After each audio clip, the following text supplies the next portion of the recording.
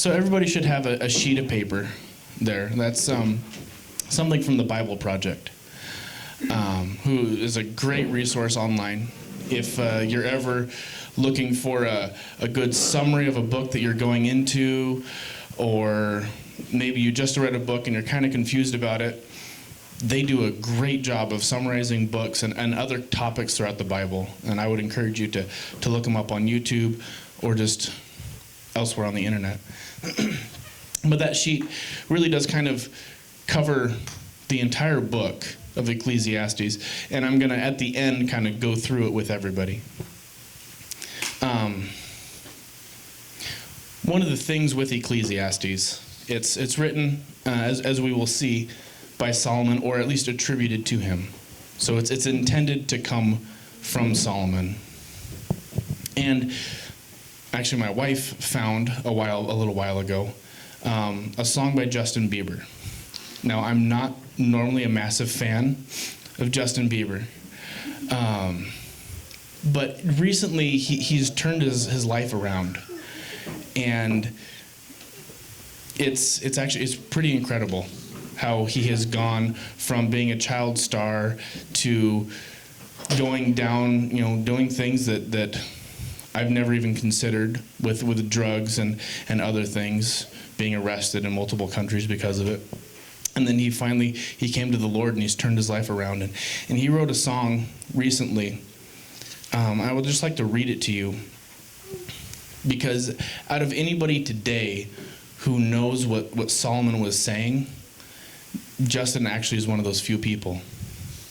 So he says in his song Lonely, "Everybody knows my name now, but something about it still feels strange. It's like looking in a mirror trying to steady yourself and seeing somebody else. And everything is not the same now. It feels like all of our lives have changed. Maybe when I'm older, it'll all calm down, but it's killing me now. But what if you had it all, but nobody to call? Maybe then you'd know me. Because I've had everything, but nobody's listening. And that's just so lonely. I'm so lonely, so lonely. Everybody knows my past now, like my house was always made of glass. And maybe that's the price that you pay for the money and fame at an early age. And everybody saw me sick, and it felt like nobody cared at all. They criticized the things that I did as an idiot kid. But what if you had it all, but nobody to call? Maybe then you'd know me, because I've had everything. And no one's listening, and that's just so lonely."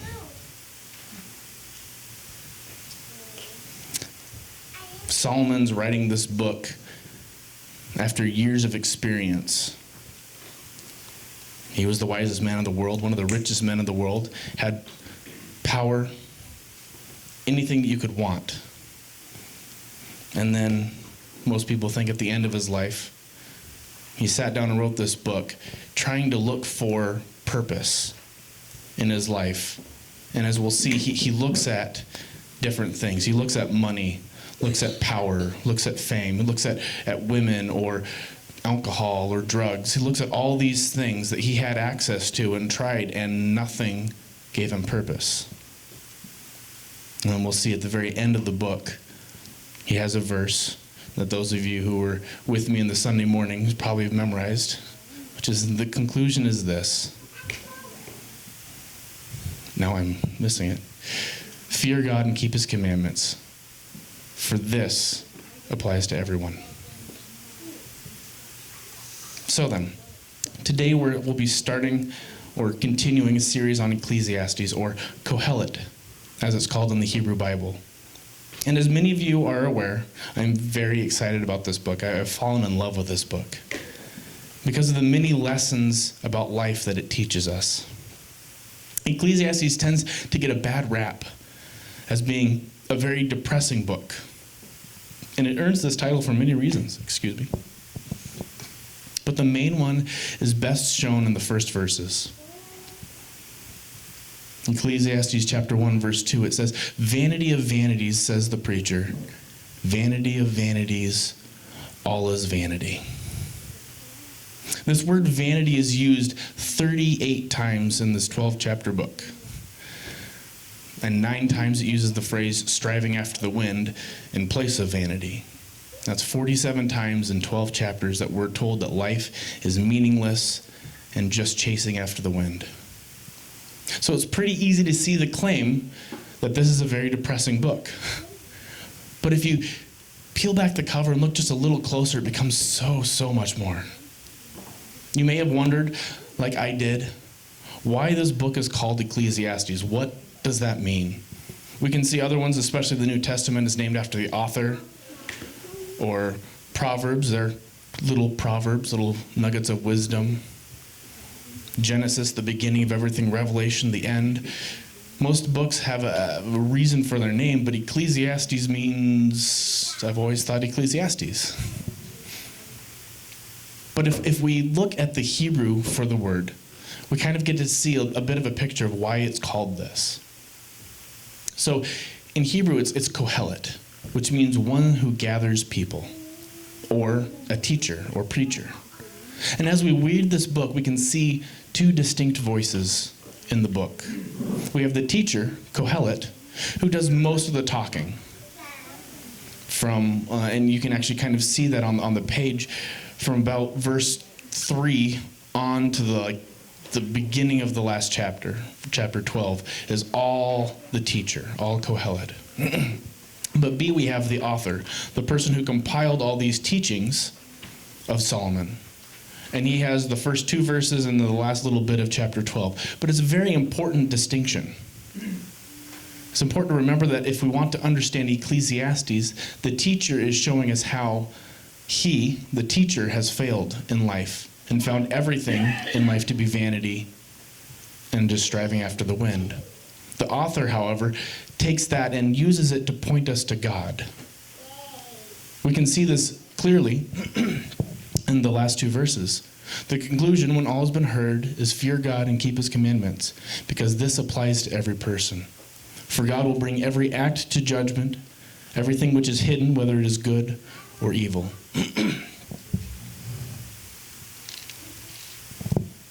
Excuse me. So everything in Kohelet builds up to these verses right here. This is the point. This is the melodic line, if it were a song. It's the theme of the book. After every statement in this book, or at least every thought in this book, you can really put these verses afterwards to sum up that thought. So if we look at chapter 1, verses 12 through 14, it says, I, the preacher, have been king over Israel and Jerusalem, and I set my mind to seek and explore by wisdom concerning all that has been done under heaven. It is a grievous task which God has given to the sons of men to be afflicted with.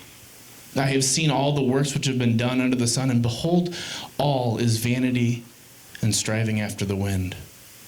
But if we follow this up with verse 13, chapter 12, verse 13, the conclusion, after you heard that, is this: when all has been heard, fear God and keep his commandments, because this applies to everyone.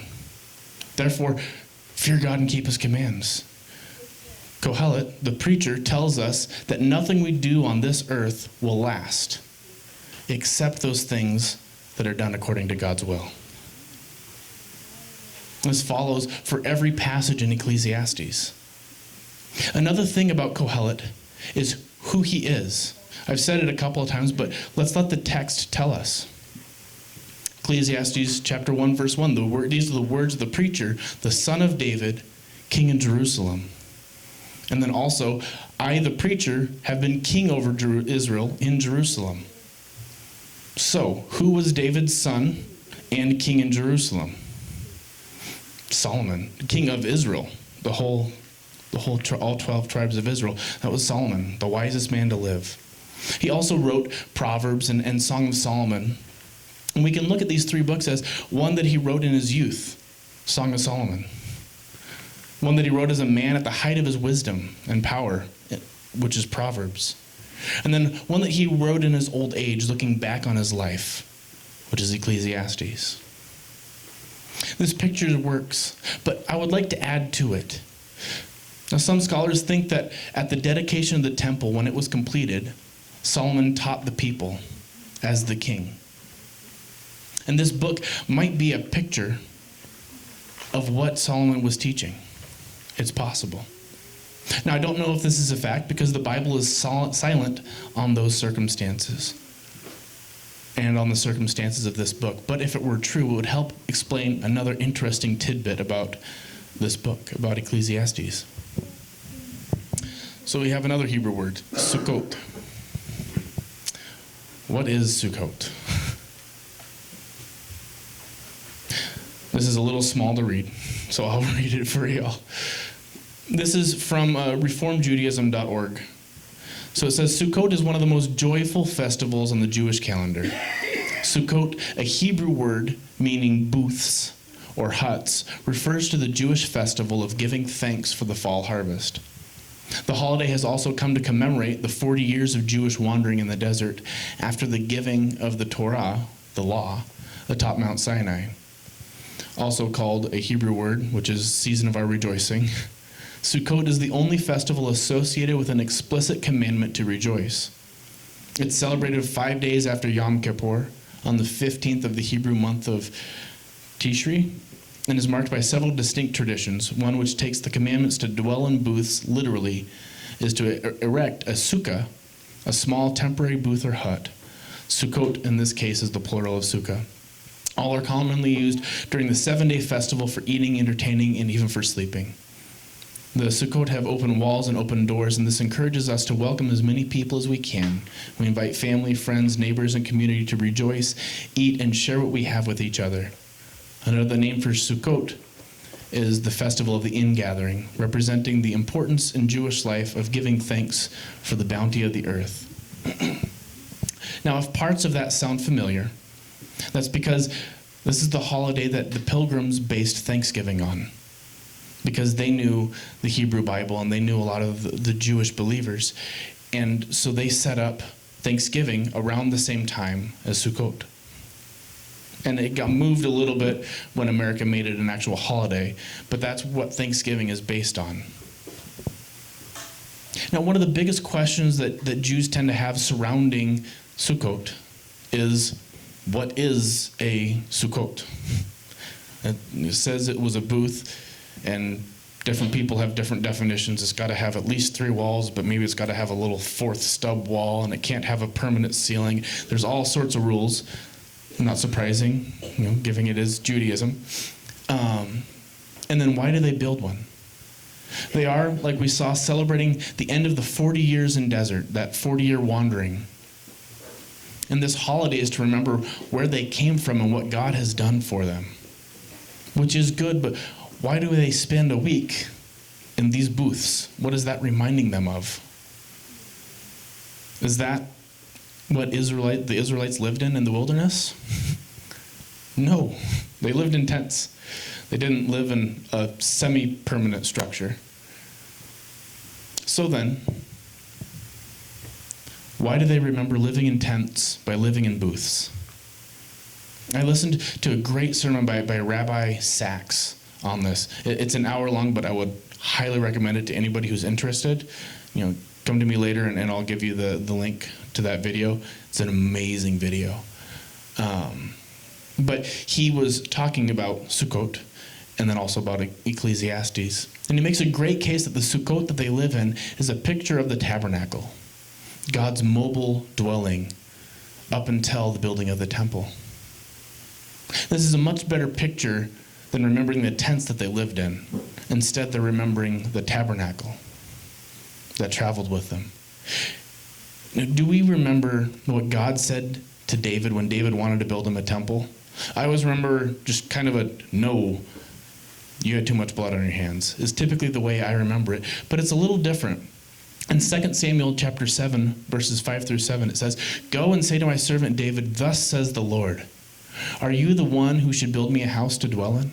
For I have not dwelt in a house since the day I brought up the sons of Israel from Egypt, even to this day, but I have been moving about in a tent, even in a tabernacle.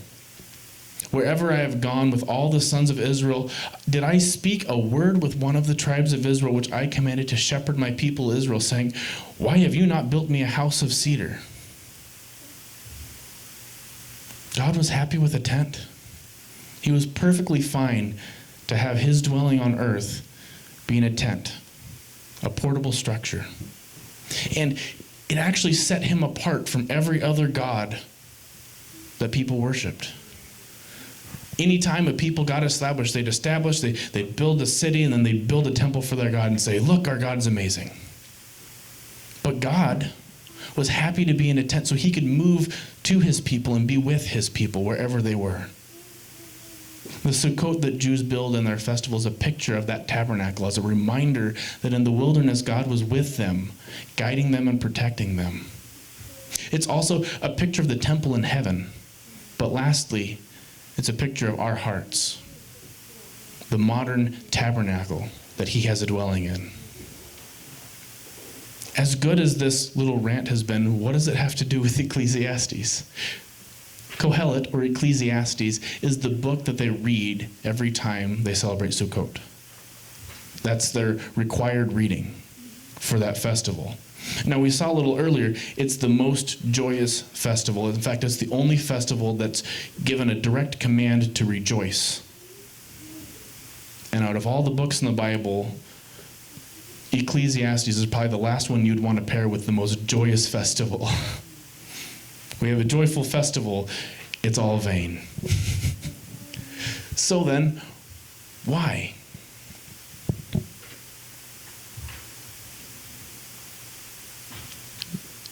Ecclesiastes, even though it comes off as depressing, can also become a reminder to us that all of these things, even the temple, which was destroyed twice, is temporary.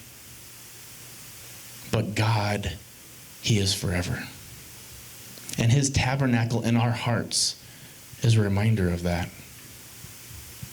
So then we have another Hebrew word, hevel. Let us confront another big thing in this book, which is what we see in the English translation is vanity or futility, meaningless, pointlessness. This word, like we said, repeats 38 times in this book.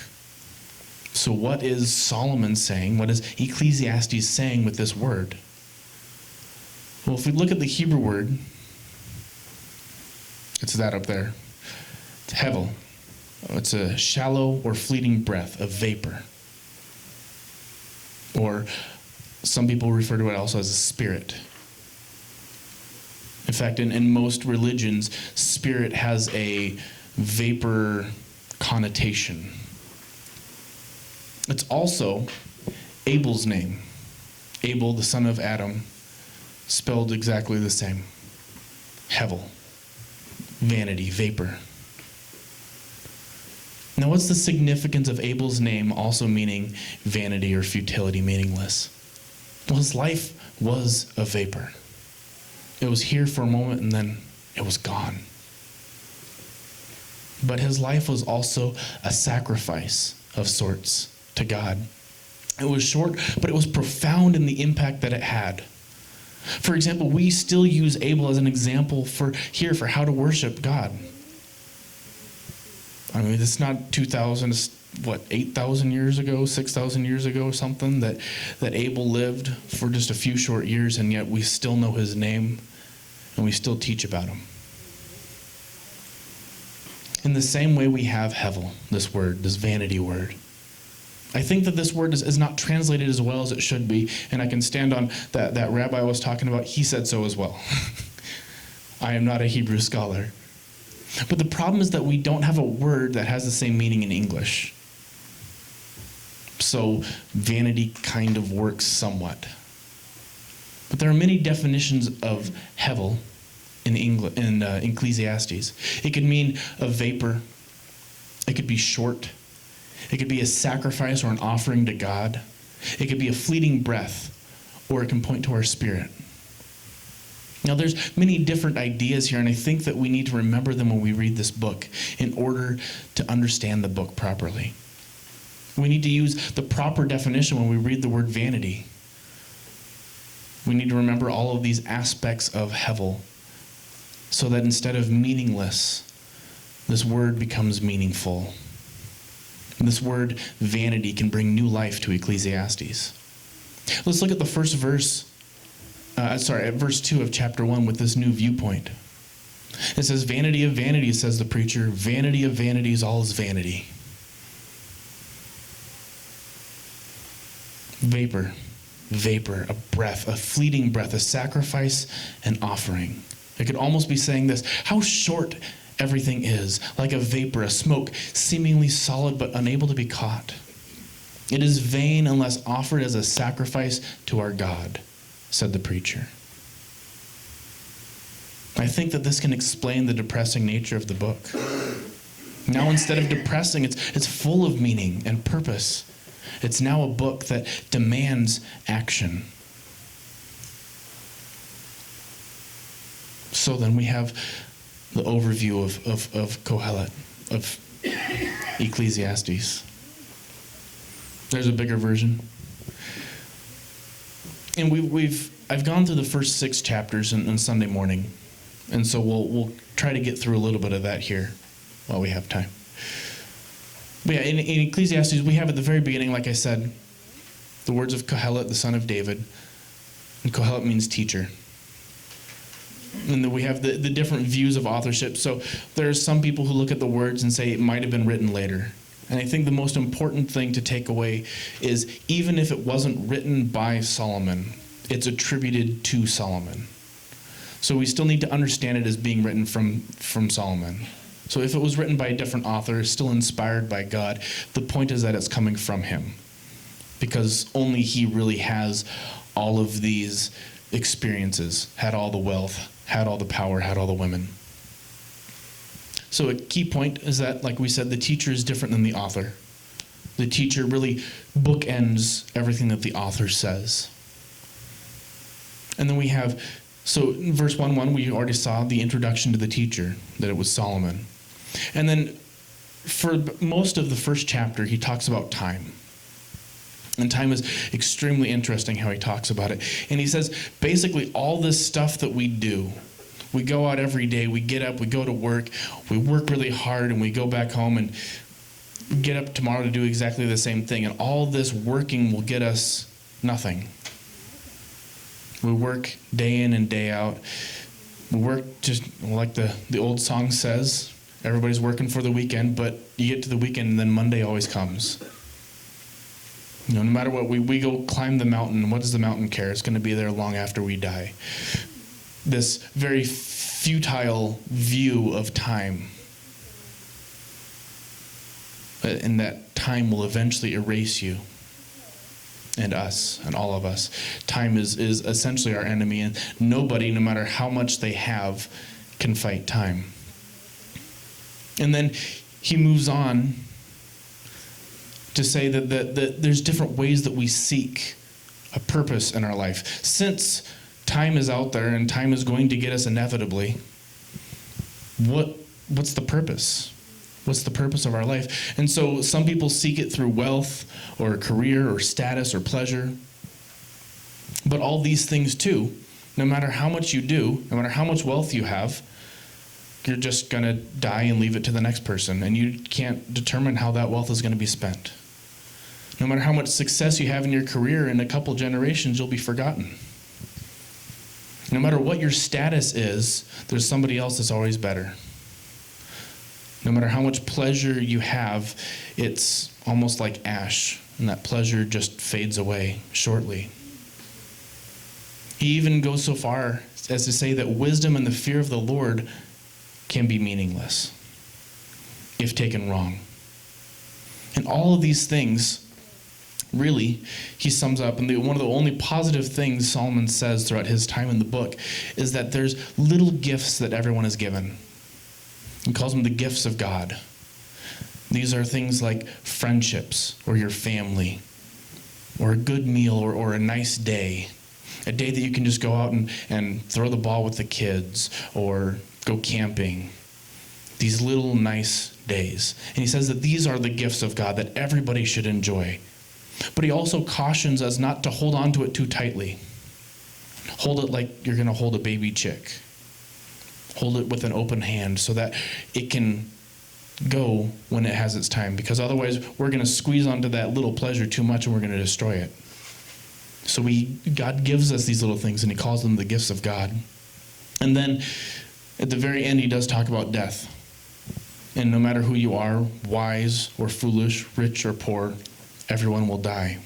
It's the great equalizer between everybody. No matter who you are, death comes. So that at the very end, the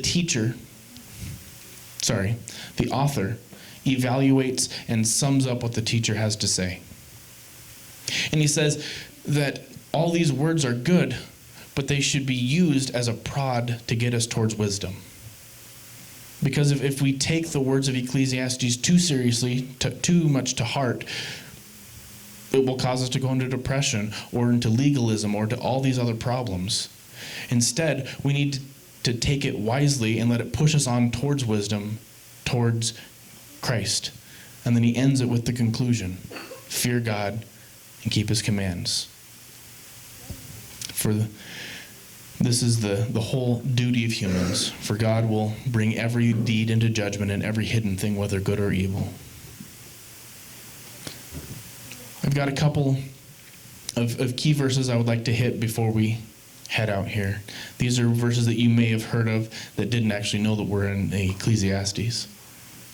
So, the very beginning, obviously, words of the preacher, the Son of David in Jerusalem.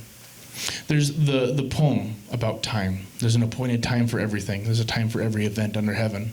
Time to give birth, a time to die, time to plant, time to uproot what is planted. We've probably all heard this poem, and I would read the whole thing, but it gets a little repetitive. It's a great verse, though, a great passage, and I actually had a lot of fun when we went through it. There's a lot of similarities, and at the very end, he actually switches up the meter. So everything else is positive, negative, positive, negative, positive, negative, and at the very end, he goes negative, positive, positive, negative, which in the Hebrew really takes the whole thing and sums it up, that there's a time to give birth, and a time to die, a time for war, and a time for peace. And he takes the whole thing from birth to death, but after death is peace. And this is a very beautiful picture. He says this is also a grievous evil. Exactly as a man is born, thus will he die. So what is the advantage to him who toils for the wind? So again, a lot of these things can be a reminder to us, yes, work.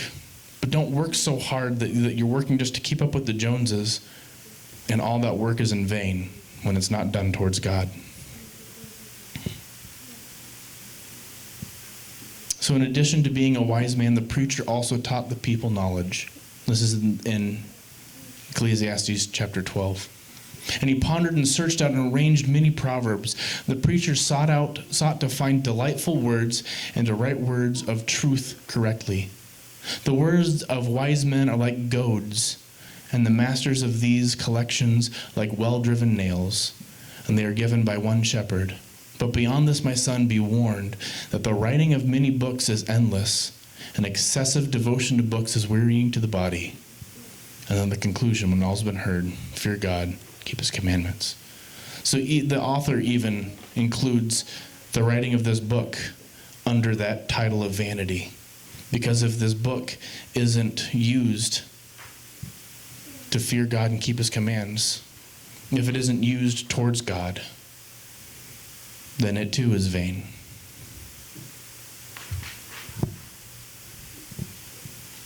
Oh, I'm sorry. These are the commonly quoted ones. Those ones were just high points of the book. So there's an appointed time for everything, time for every event under heaven. If one can overpower him who's alone, two can resist him, and a cord of 3 strands is not quickly torn apart. That's a verse that most of us probably know. That's from Ecclesiastes. Cast your bread on the surface of the waters, for you will find it after many days. That one I hadn't heard of before. Remember also your Creator in the days of your youth, before the evil days come and the years draw near when you will say, I have no delight in them. And the conclusion. So, next week, we're going to start at chapter 6. And Solomon likes to repeat himself in Ecclesiastes. So we're actually going to get a lot of stuff that's going to kind of give us a picture of what we'd seen before. And any of those times I'm going to point it out. But also, this verse we're going to get really used to. We're going to see it at the end of every sermon. Because it really does tie up every idea in Ecclesiastes. And so everything that we look at when Solomon brings up this negative, we get to remind ourselves that that's negative if it's not done for Christ. But that hard work can be done towards Christ, and then it becomes very worthwhile. All these little things that we do, if we do it for ourselves, is worthless. It's vanity. But when we do it towards God, it becomes meaningful. Let's close in a word of prayer. Lord, I thank you for today.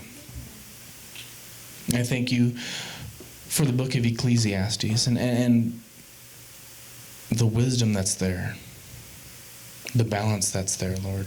I just pray that you'll put on our hearts to read through that book again this week and come with questions and longing hearts to learn more about Ecclesiastes next week, Lord.